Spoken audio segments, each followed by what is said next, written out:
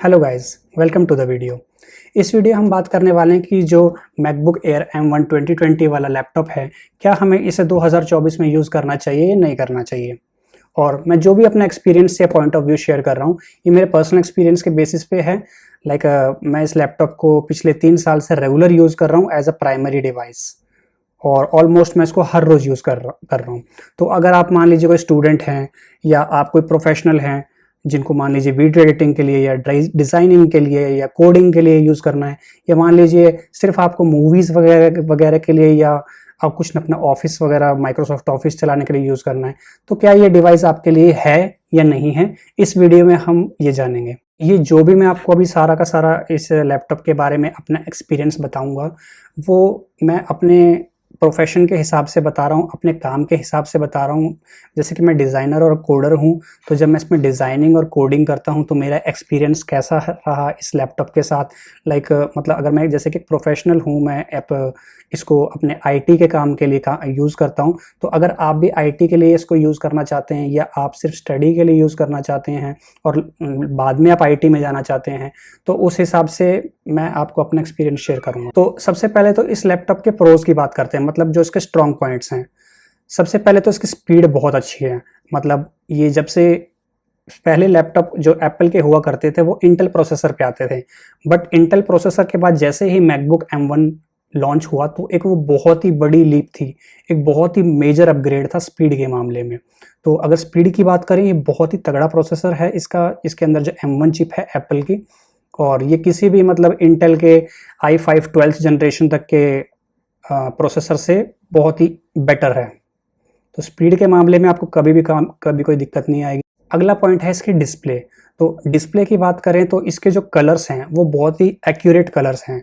मतलब अगर आप इसी बजट में किसी विंडोज़ लैपटॉप से कंपेयर करेंगे, और दूसरी साइड में अगर आप M1 को एप्पल M1 को कंपेयर करेंगे मैकबुक को, तो आपको इनके कलर्स में साफ साफ डिफरेंस दिखाई देगा। कलर्स के बाद जो इसकी स्क्रीन है, इसकी लैपटॉप की स्क्रीन बहुत ही अमेजिंग है। मतलब कि इसकी जो ब्राइटनेस है वो 400 निट्स तक चली जाती है। तो अगर इसी बजट में आप किसी विंडोज से कंपेयर करेंगे तो आपको डिफरेंस पता लगेगा कि इसकी जो डिस्प्ले है वो बहुत ही ब्राइट है। एक इसकी जो अच्छी ब्राइटनेस का फीचर ये है कि कई बार क्या होता था, जैसे सर्दियों में मैं घर के अंदर बैठ के कई बार काम करता था, तो मन करता था कि थोड़ी देर के लिए बाहर बैठ के काम करने के लिए, अंदर जैसे ठंड होती थी, तो मैं क्या करता था, इसको बाहर आंगन में लेके बैठ जाता था लैपटॉप को, और इसकी ब्राइटनेस फुल कर देता था। ब्राइटनेस फुल करने के बाद मुझे काम करने में बिल्कुल भी दिक्कत नहीं आती थी। दूसरी जगह अगर आप किसी कम निट्स की ब्राइटनेस वाले लैपटॉप को लोगे तो आप उसको बाहर बैठ के काम नहीं कर सकते हैं। बाहर का मतलब मैं ये नहीं कह रहा कि बिल्कुल धूप में बैठ काम करने के लिए, पर थोड़े डे लाइट की बात कर रहा हूँ। अगर डे लाइट में आपको इसकी जो ब्राइटनेस है कभी भी ऐसे कम नहीं लगेगी। और हाँ, धूप में भी आप बैठ के काम कर सकते हैं। सर्दियों में मैंने जैसे कहा, मैं धूप में बैठ के भी इसको लैपटॉप को यूज़ करता था, बट धूप में थोड़ा गर्म हो जाता है ये, तो बिकॉज इसकी जो बॉडी है वो मेटल की है, और अगर आप ब्राइटनेस तेज़ करोगे तो भी जल्दी हीट हो जाता है। तो हीटिंग ने मुझे कोई प्रॉब्लम नहीं दी। ऐसा नहीं हो कि हीटिंग की वजह से हैंग हो गया या ऐसा कुछ हुआ, बट हाँ, ये किसका प्लस पॉइंट है कि मैं इसको सर्दियों में जैसे आंगन में बैठ के काम करके, धूप में बैठ के यूज़ करके मुझे अच्छा लगता है इसको यूज़ करना, जो कि इसकी ब्राइटनेस का एक पॉजिटिव पॉइंट है। तीसरा पॉइंट है बिल्ड क्वालिटी। बिल्ड क्वालिटी, ये पूरा इसका मेटल का डिज़ाइन है, तो बिल्ड क्वालिटी आपको हमेशा ऐसा फील होगा कि जैसे मैं किसी स्ट्रॉन्ग डिवाइस को होल्ड कर रहा हूँ, किसी स्ट्रॉन्ग डिवाइस को यूज़ कर रहा हूँ। और दूसरी तरफ अगर आप विंडोज से कंपेयर करें तो विंडोज़ के लैपटॉप जनरली क्या होता है कि वो प्लास्टिक बॉडी होती है, और उसके कहता है कई बार हिंज जो होते हैं, जिसको आप जैसे कि लैपटॉप को ऐसे बंद या क्लोज करते हैं, तो उसके हिंज भी थोड़े टाइम बाद ख़राब हो जाते हैं। But based upon my experience for using it for the past 3 years, मुझे ऐसी कोई दिक्कत नहीं आई। फोर्थ बेनिफिट है इसका क्लास से मेरा मतलब है, आप इस डिवाइस को जब भी यूज़ करेंगे आपको एक प्रीमियम वाली फीलिंग आएगी। आपको एक प्रीमियम यूज़र वाली फीलिंग आएगी कि हाँ, मैं सच में एक अच्छे डिवाइस को यूज़ कर रहा हूँ। और वो इसलिए है क्योंकि एक तो उसका ऑपरेटिंग सिस्टम बहुत अच्छा है, कलर्स अच्छे हैं, और एक इसका ऐसा नहीं है कि ये सिर्फ क्लास का मतलब मेरा किसी शो ऑफ पे है। अगर आप इसको घर के अंदर बैठ के अकेले भी यूज़ कर रहे हैं तो भी आपको क्लास फील होगी, और अगर आप किसी कैफ़े में बैठ के इसको यूज़ कर रहे हैं जहाँ पे सब लोग हैं, वहाँ पे भी आपको इसकी क्लास फील होगी। एक क्लास से मेरा मतलब है जो एक प्रीमियम एक्सपीरियंस होता है यूज़ करने का किसी चीज़ को, एक प्रीमियम अच्छा सा एक्सपीरियंस आता है जिसको यूज़ करके मज़ा आ रहा है, तो ऐसा डिवाइस है ये। फिफ्थ बेनिफिट है इसका कैमरा। तो पहले मैंने बताया जैसे मैं एक विंडोज़ लैपटॉप यूज़ कर रहा था, तो जनरली जब मैं क्लाइंट मीटिंग्स के लिए या वीडियो कॉल्स के लिए यूज़ करता था, मान लीजिए आपको भी कल को आईटी के लिए यूज़ करना है, आपको क्लाइंट्स मीटिंग करनी है या नॉर्मली आपको अपने किसी फ्रेंड्स फैमिली से वीडियो कॉल करनी है, तो अगर अच्छी डे लाइट है, मतलब अगर डे लाइट बाहर से रोशनी आ रही है, आपके रूम में लाइटिंग अच्छी है, तो उसका कैमरा बहुत अच्छा है। मतलब कि अगर आप एक विंडोज़ लैपटॉप के इस बजट पे कंपेयर करें किसी लैपटॉप से, तो अच्छा है।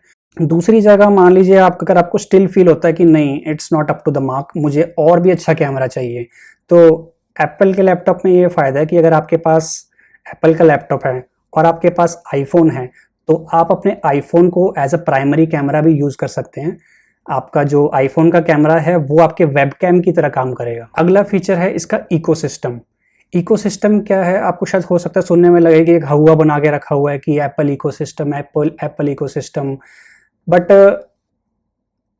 जब मैंने पहला एप्पल का डिवाइस लिया और अब मेरे पास एप्पल के कुछ और डिवाइसेस हैं, तो जब आप उसमें सेम एप्पल आईडी डालते हैं, तो आपका जो पूरा प्रोसेस है, जो आपकी काम करने का तरीका है, वो बहुत ही सीमलेस हो जाता है, बहुत स्मूथ हो जाता है। एप्पल इकोसिस्टम के बहुत फ़ायदे, मान लीजिए कि आपको कोई चीज़ कॉपी पेस्ट करनी है, आपको अपने फ़ोन से अपने लैपटॉप में फटाफट कोई चीज़ कॉपी पेस्ट करनी है, भले ही वो फ़ोटो है या कोई टेक्स्ट है या किसी वेबसाइट का लिंक है, वो बड़ी आसानी से आप एक डिवाइस फ़ोन में कॉपी कीजिए और आपके लैपटॉप में तुरंत आप पेस्ट कर सकते हैं। और सेम ऐसे अगर आप लैपटॉप में कॉपी कर रहे हैं, तो सेम आपके फ़ोन में पेस्ट हो सकता है। आपको मान लीजिए कहीं पे सिग्नेचर करने हैं अपने, कई बार क्या होता है हमें किसी डॉक्यूमेंट में अपने सिग्नेचर करने होते हैं, तो वो भी आप आसानी से सिग्नेचर कर सकते हैं। और उसके अलावा एक और फीचर मैंने इकोसिस्टम का बताया था कि आप अपने आईफोन के कैमरे को एज अ प्राइमरी कैमरा भी यूज़ कर सकते हैं। तो ये ऐसे छोटे-छोटे बहुत सारे फीचर हैं जो मिलके हमारा जो यूज़ करने का एक्सपीरियंस है इन डिवाइसेस को, वो बहुत ही अच्छा कर देता है। सातवां इसका फीचर है, आई मीन इसका प्रो है, बेनिफिट है, जो कि है इसका बैकलाइट कीबोर्ड।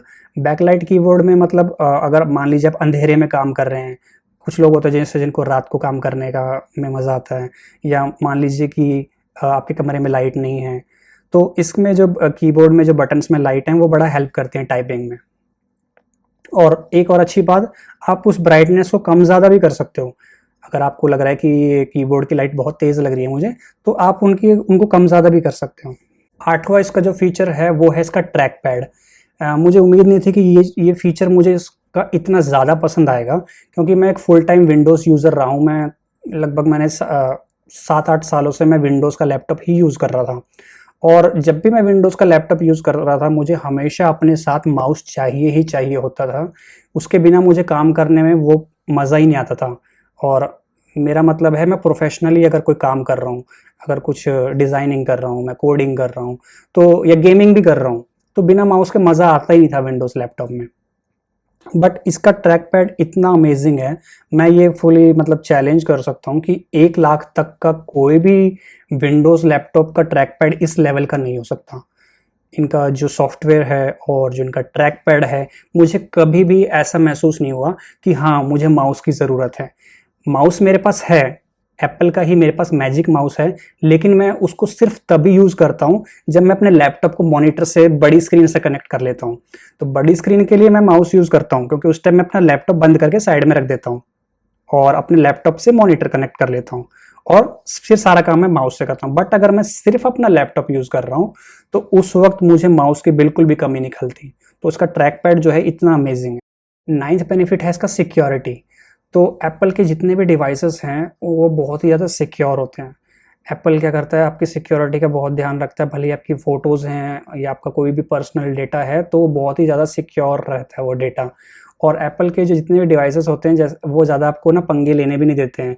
वो फालतू के सॉफ्टवेयर और फालतू की चीज़ें आपको इंस्टॉल भी नहीं करने देते हैं। तो इसका बेनिफिट ये होता है कि आपके सिस्टम में वायरस आने के या फ़ोन में वायरस आने के चांसेस भी बहुत कम होते हैं। 10th बेनिफिट है इसकी बैटरी लाइफ। इसकी जो बैटरी लाइफ है वो बहुत ही अमेजिंग है। मैं विंडोज़ लैपटॉप कई बदल चुका हूँ अब तक, और विंडोज़ लैपटॉप का जनरली बैकअप होता है 4 से 5 घंटे का।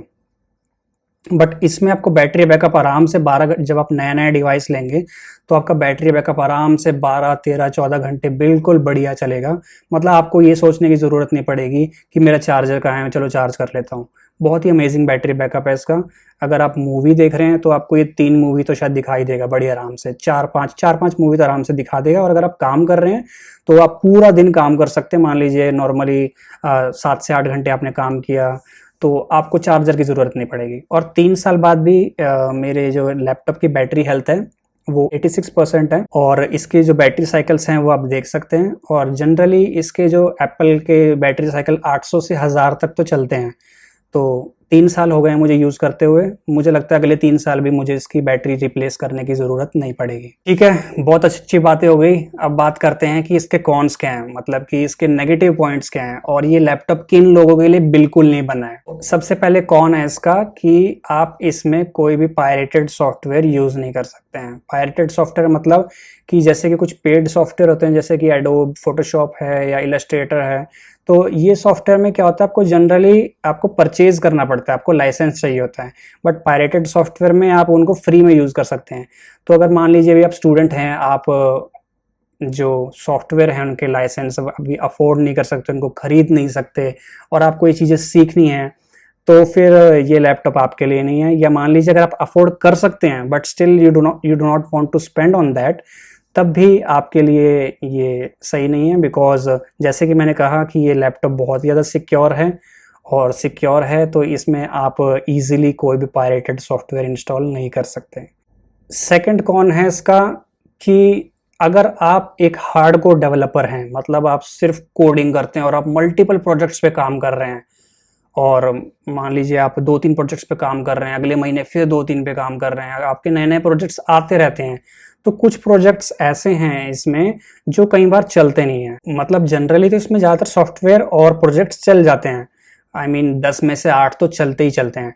बट स्टिल कभी कभी कोई ऐसा प्रोजेक्ट ऐसा आ जाता है, या मान लीजिए कोई ऐसा सॉफ्टवेयर ऐसा होता है जो इसमें ठीक से सपोर्ट नहीं करता, बार बार उसमें इश्यूज बग्स आते रहते हैं, वो रन नहीं हो, आपका प्रोजेक्ट जो है रन नहीं हो पाता। तो उसके लिए कभी कभी मुझे अपना विंडोज़ लैपटॉप यूज़ करना पड़ता है। मतलब मैं 90% तो इसी को यूज़ करता हूँ, बट 10 में से कभी कोई 6 महीने में, मतलब कि कोई एक प्रोजेक्ट ऐसा आ गया, साल में कोई एक प्रोजेक्ट ऐसा आ जाता है जो उसमें ठीक से रन नहीं हो पाता, तो उस केस में मैं अपना विंडोज़ लैपटॉप यूज़ करता हूँ। नहीं तो मेरे वैसे ज़्यादातर सॉफ्टवेयर इसमें ठीक से रन होते हैं, कोई दिक्कत नहीं आती। तीसरा कौन है इसका कि अगर आप गेमिंग के लिए लैपटॉप लेना चाहते हैं तो ये लैपटॉप आपके लिए नहीं है, क्योंकि गेमिंग के लिए मैं आपको रेकमेंड करूंगा कि आप विंडोज़ लैपटॉप पे ही जाएं, और इस जो बजट आप इस पे स्पेंड करना चाहते हैं उस बजट में आप एक अच्छा गेमिंग पीसी बना लेंगे। बट गेमिंग के लिए लैपटॉप नहीं है, इसके लिए इतनी गेम्स अवेलेबल भी नहीं है, और जो अवेलेबल भी हैं वो थोड़ा अटक अटक के चलती हैं। अभी पूरी तरह से ये मैं कहूँगा कि जो एप्पल के लैपटॉप्स हैं फुली अभी गेमिंग के लिए रेडी नहीं है। फ्यूचर में हो सकता है हो जाएं, बट आई एम श्योर कि वो जो गेम्स होंगी वो फ्री नहीं होंगी, वो पेड होंगी।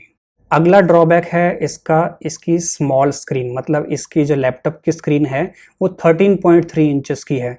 तो जनरली ये पर्सन टू पर्सन वेरी करता है, मुझे 13.3 स्क्रीन मुझे बेस्ट लगती है, बट किसी किसी को जो है जो 15.6 इंच यूज़ कर रहे हैं, जिनको मूवी के लिए, जिनको बड़ी स्क्रीन में मूवी देखनी है, या मान लीजिए उनको एडिटिंग करनी है, उनको एडिटिंग के लिए बड़ी स्क्रीन चाहिए, तो उनको इसकी स्क्रीन छोटी लगने वाली है। हो सकता है धीरे धीरे आप यूज टू हो जाएं, बट हाँ स्क्रीन इसकी 13.3 इंच की है, जो हो सकता है कुछ यूज़र्स को छोटी लगे। पांचवा कौन है इसका पोर्ट्स का इशू।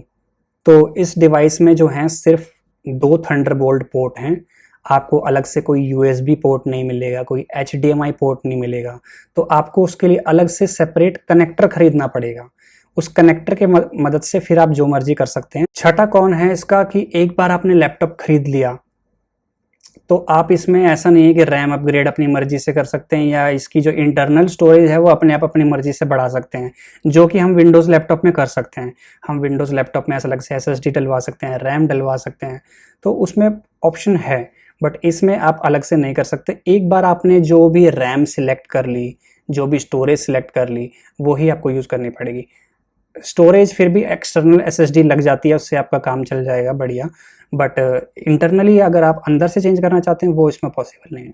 सातवां कौन है इसका रिपेयर कॉस्ट। तो जनरली जो भी एप्पल के डिवाइसेस होते हैं उनका रिपेयर कॉस्ट, या मान लीजिए आपको कुछ भी उस पर काम करवाना है, वो विंडोज़ के मुकाबले थोड़ा ज़्यादा होता है।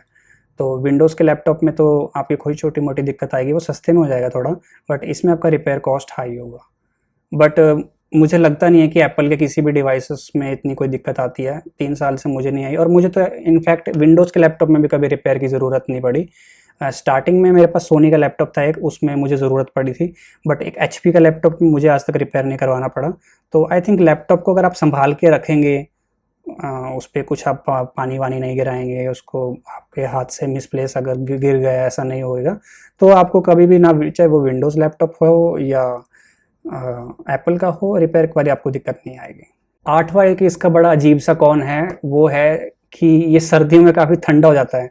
तो जब इसको सर्दियों में यूज़ करते हैं तो जैसे कि इसकी मेटल बॉडी है तो थोड़ी ठंडी हो जाती है, तो वो काफ़ी ठंडा ठंडा लगता है। तो उसके लिए हो सकता है शायद आप स्किन वगैरह लगा लें तो आपका काम चल जाए, बट हाँ, ये भी मुझे लगा कि मुझे मेंशन करना चाहिए। ठीक है, तो ये मैंने सारे आपके सामने प्रोज और कॉन शेयर कर दिए हैं। अब मैं ऐसा बिल्कुल भी नहीं कह रहा हूँ कि भाई ये लैपटॉप खरीद लो, ऐसा कुछ नहीं है। मैंने आपको प्रोज और कॉन्स दोनों बताए हैं। आप अपने रिक्वायरमेंट के हिसाब से देख सकते हैं कि क्या आपको प्रोज बेटर लग रहे हैं या आपके लिए कौन एक मेजर फैक्टर है। मतलब कि अगर मान लीजिए आप फॉर एग्जांपल सिर्फ गेमिंग की आपको लग रहा है कि मैंने तो सिर्फ हार्डकोर गेमिंग करनी है, तो ये लैपटॉप मेरे लिए नहीं बना, तो वो ऐसा ही है। बट दूसरी तरफ अगर आप ये देखते हैं कि मैं एक इसको स्टडी के लिए यूज़ करूँगा, या मैं मूवीज़ वगैरह देखने के लिए थोड़ा यूज़ कर लिया, या कभी कोई थोड़ा बहुत काम कर लिया, या अपने मुझे एज अ जॉब में यूज़ करना है, या मुझे अपनी फ्रीलांसिंग करनी है किसी चीज़ में, तो अगर आप एक प्रोफेशनल की तरह यूज़ करते हैं तो मैं हमेशा हमेशा यही रेकमेंड करूँगा विंडोज़ लैपटॉप के बजाय। बट जैसे कि मैंने कहा कि अगर आपको गेमिंग करनी है या आपको कोई पायरेटेड सॉफ्टवेयर्स यूज़ करने हैं, तो उस केस में आपके लिए नहीं है। बट अगर आप सॉफ्टवेयर्स को अफोर्ड कर सकते हैं और एक अच्छा डिवाइस चाहते हैं कि मुझे लॉन्ग टर्म के लिए यूज़ करना है, एक अच्छा डिवाइस यूज़ करना है, प्रीमियम वाली फील चाहिए आपको, और सारे अगर आपको प्रोज को ध्यान में रखें और कॉन्स को ध्यान में रखें, तो मैं इसको एक हाईली रिकमेंड करूँगा। और रही बात मेरी, मैं इसको आने वाले टाइम में, अभी तो मुझे अपग्रेड की इसमें बिल्कुल भी ज़रूरत नहीं लग रही, मुझे कभी ऐसा नहीं लगता कि बहुत स्लो हो गया है, ये है वो है। तो मैं अब इसको यूज़ करूँगा, आई थिंक तब तक यूज़ करूँगा जब मुझे लगे कि बिल्कुल ही डेड ना हो जाए, और उसके बाद भी जो एप्पल का मुझे डिवाइस पसंद आएगा तब भी मैं उसी पे जाऊँगा, बजाय कि विंडोज़ लैपटॉप पे जाने के। एक और क्वेश्चन आता है कि क्या 8 GB और 256 GB इनफ है या नहीं है रैम। तो सबसे पहले मैं रैम की बात करता हूँ। जो इसकी 8 GB रैम है, मुझे 90% केसेस में तो ऐसा नहीं लगता कि आपको इसकी रैम कम पड़ेगी, क्योंकि शुरू में मुझे भी थोड़ा डाउट था कि यार 8 GB रैम तो कम पड़ जाएगी। बट इसका जो मेमोरी मैनेजमेंट है वो काफ़ी अच्छा है, और जनरली हैंग होता नहीं है। हैंग ये तभी होता है अगर मैं इसको बिल्कुल ही हार्डकोर यूज़ कर रहा हूँ और मैं सॉफ्टवेयर्स एक के बाद एक खोले जा रहा हूँ, पुराने वाले को बंद नहीं कर रहा और दूसरे को खोले जा रहा हूँ, और 15-20 टैब्स खुले हुए हैं, क्रोम में कभी कुछ खुला हुआ है, मोज़िला भी चला लिया, बहुत सारे सॉफ्टवेयर चला लिए, तब जाके देखो ये लैग तो थोड़ा थोड़ा करता है। ऐसा नहीं है कि लैग बिल्कुल नहीं करेगा, 8 GB है, एप्पल है तो पता नहीं क्या है, ऐसा नहीं है। अगर आप दबादब सॉफ्टवेयर खोलते रहेंगे तो आपका ये लैग करेगा। बट मैंने उसका सॉल्यूशन ये निकाला है अभी के लिए, जब भी तो अगर आप थोड़े पेशेंस से यूज़ करेंगे ना इस लैपटॉप को, अगर आपको लगे कि जो फालतू की चीज़ है उसको बंद करो, उसकी ज़रूरत नहीं है मुझे, तो अगर आप इस अप्रोच से करेंगे कि अननेसेसरी सॉफ्टवेयर्स या टैब्स को बंद कर दो, तो आपका लैपटॉप कभी भी हैंग नहीं होने वाला है। और अब बात करते हैं इसकी इंटरनल स्टोरेज की। मैंने जो ये लैपटॉप लिया है 8 GB और 256 GB वेरिएंट है। 256 GB में से मेरा अभी 68 GB फ्री है, बाकी सारा यूटिलाइज्ड है। मैंने इसमें कुछ जैसे बताया, कोई मूवीज़ नहीं डाली हैं। आजकल सब कुछ नेटफ्लिक्स पे, अमेज़न प्राइम वगैरह वगैरह हर चीज़ ऑनलाइन है। तो अगर आपको ये है कि मुझे मूवी स्टोर करके रखनी है, भर के रखनी है, तो आप एक एक्सटर्नल SSD रख सकते हैं। और अगर मान लीजिए आप कोई 4K वीडियो एडिटिंग कर रहे हैं, तो भी उसके लिए आप एक्सटर्नल SSD के थ्रू कर सकते हैं। तो हो सकता है आपके मन में आए कि ये M1 ही क्यों, क्या मुझे कोई M2 लेना चाहिए या M3 लेना चाहिए। तो मैं कहूँगा कि जब एप्पल का इंटेल के बाद जो M1 चिप में जो एक अपग्रेड था वो बहुत ही मेजर अपग्रेड था। उसके बाद M2 M3 में एक माइनर से अपग्रेड है, बहुत ज़्यादा आपको ज़मीन आसमान का फ़र्क नहीं लगेगा। और अगर हम प्राइस के बारे में सोचें, जिस प्राइस में ये मिल रहा है देखें, और जो क्वालिटी आपको मिलेगी, जो एक्सपीरियंस आपको मिलेगा, वो तो ट्रूली वैल्यू फॉर मनी है। अगर आपके पास एक्स्ट्रा पैसा है, वो कहते हैं जितना मतलब मीठा डालोगे उतना स्वाद बढ़ेगा, तो एक्स्ट्रा पैसा आप M2 M3 पे जा सकते हैं। बट अगर आप एक इसको डिज़ाइनिंग के लिए या कोडिंग के लिए या मूवीज़ देखने के लिए या ऑफिस यूज़ करने के लिए या स्टडी के लिए यूज़ कर रहे हैं, तो आपको M1 और M3 में कुछ खास फ़र्क महसूस होएगा ही नहीं। वो आपको सिर्फ तभी महसूस होएगा अगर आप 4K वीडियो एडिटिंग कर रहे हैं और आपके पास बहुत सारी अलग अलग क्लिप्स हैं और आप उसको फिर रेंडर कर रहे हैं, बहुत सारी अलग अलग वीडियोज़ हैं और लंबी वीडियो है, तब जाके आपको महसूस होगा। नहीं तो normal day to day task वगैरह आप जो भी यूज़ करते हो, सॉफ्टवेयर्स यूज़ करते हो, आपको कोई मेजर उसमें फ़र्क महसूस नहीं होगा। ठीक है गाइस, तो I think that's pretty much it. मैंने जो भी अपना एक्सपीरियंस है शेयर कर दिया है और मुझे लगता है जो भी मैं कवर करना चाहता था मैंने कर लिया है। अगर स्टिल आपको लगता है कि कुछ कमेंट्स हैं, आप मतलब आई मीन आपके कुछ कमेंट्स हैं, जो आपसे कोई क्वेश्चंस हैं जो आप मुझसे पूछना चाहते हैं, तो आप डाल सकते हैं कमेंट्स बॉक्स में और मैं चेक कर लूँगा और उनका ज़रूर रिप्लाई करूँगा, जो भी आपके कमेंट्स हैं। और मैं डिस्क्रिप्शन में इस प्रोडक्ट के बाय करने का एक लिंक भी दे रहा हूँ, आप चाहे तो उससे बाय कर सकते हैं अगर आपको इस डिवाइस में इंटरेस्टेड हैं। और डिवाइस के साथ साथ मैं एक कनेक्टर का भी लिंक दे रहा हूँ और SSD का भी लिंक दे रहा हूँ। हो सकता है आपको उसकी ज़रूरत पड़े या हो सकता है बाद में पड़े, अभी ना पड़े, तो वो भी आप चेकआउट कर सकते हैं। Thank you.